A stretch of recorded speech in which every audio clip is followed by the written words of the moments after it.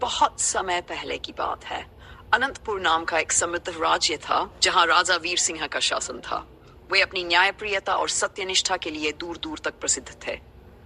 उनके दरबार में न्याय हर किसी के लिए समान था, चाहे वह गरीब किसान हो या कोई अमीर सेठ।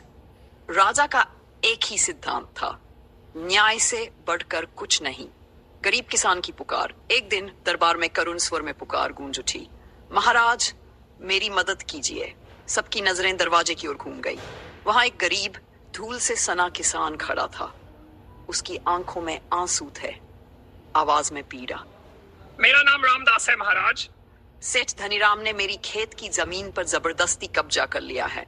मैंने उससे कितनी बार प्रार्थना की, पर वह मेरी सुनने को तैयार ही नहीं। आप ही मेरा आखिरी सहारा हैं। राजा वीर सिंह की आंखों में गंभीरता चमकी। उन्होंने कठोर स्वर में आदेश दिया, मंत्रियों, इस मामले की तुरंत जांच करो। यदि रामदास की बात सत्य निकली तो सेठ को कड़ी सजा मिलेगी। मंत्रियों ने तत्काल जांच की और सच्चाई सामने आ गई। सेठ धनीराम ने सच में गरीब किसान की जमीन हड़प ली थी। राजा का चेहरा कठोर हो गया।